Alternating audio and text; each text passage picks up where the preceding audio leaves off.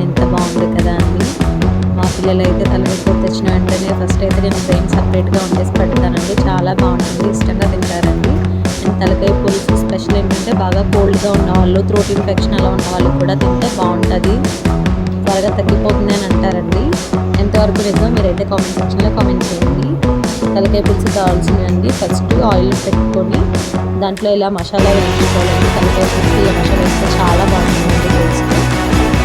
ఇవి బాగా ఫ్రై అవ్వాలండి, స్మెల్ బాగా వస్తుందనమా. అది వచ్చిన తర్వాత ఆనియన్స్ వేసి బాగా గోల్డెన్ కలర్ వచ్చే వరకు బాగా వేయించుకోవాలండి.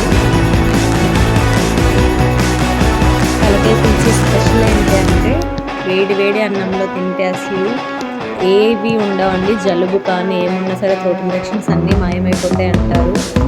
చాలా బద్ధకంగా బరువుగా ఉన్న వాళ్ళు కూడా ఇది బాగా తింటారండి. అన్నీ పోతాయని మీరు కూడా ట్రై చేయండి ఖచ్చితంగా. ఆనియన్స్ ఇలా బాగా ఫ్రై చేసుకోవాలి అండి. ఫ్రై చేసుకున్నాక దాంట్లో కొంచెం సాల్ట్ కూడా వేసుకోవాలి.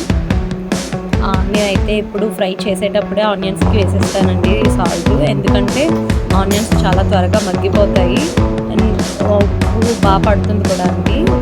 ఉల్లిపాయలకి టమాటాకి చాలా బాగా పడుతుంది ఉప్పు, అందుకని నేను స్టార్టింగ్లోనే ఉప్పు వేసేస్తానండి. కర్రీ సరిపోయింది.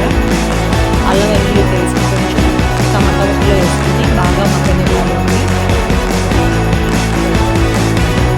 తలకాయ పులుసు ఇలా ఉల్లిపాయ టమాటా ఎక్కువగానే వేసుకోవాలండి, బాగుంటుంది, గ్రేవీలా వస్తుంది ఎక్కువగా.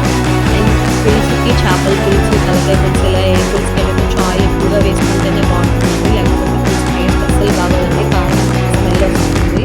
ఎందుకంటే పులుసు అనగానే ఉప్పు కారం చాలా ఎక్కువగా ఉండాలి. నేనైతే ఆయిల్ ఎక్కువగానే వేస్తానండి. అవి బాగా మగ్గాక తలకాయ ముక్కలు వేసుకొని బాగా మగ్గనివ్వాలండి. కొంచెం పసుపు కారం ఎక్కువగా పడుతుందని చెప్పాను కదండి. నాకైతే 6 స్పూన్ల వరకు పడిందండి ఈ చిన్న స్పూన్తో. మీకు టేస్ట్కి సరిపడగా మీరు వేసుకోండి. కారం కూడా వేసాక బాగా మగ్గనివ్వాలండి కాసేపు. తర్వాత చింతపండు పులుసు అండి. మా ఇంట్లో పాత చింతపండునే ఎక్కువ వాడతాండి, ఎందుకంటే ఇదే పులుసు చాలా బాగుంటుంది అండి. మీరు కూడా ఇలానే ట్రై చేయండి. ట్రై చేశాక టేస్ట్ ఎలా ఉందో ఖచ్చితంగా కామెంట్ సెక్షన్లో కామెంట్ చేయండి. Thanks for watching all of you. నా ఛానల్కి ఫస్ట్ టైం వీడియో చూస్తున్న వాళ్ళు ఛానల్కి సబ్స్క్రైబ్ చేయండి, లైక్ ఇవ్వండి, కామెంట్ చేయండి. ప్రతి సండే ఇలా నాన్ వెజ్ ఐటెం ఏదో ఒకటి పెడుతూ ఉంటా అండి. అప్పటి వరకు నా ఛానల్ని వాచ్ చేయండి. మీకు నెక్స్ట్ ఏ వీడియో కావాలో కామెంట్ సెక్షన్లో కామెంట్ చేయండి. కీప్ వాచింగ్, బాయ్ అండి.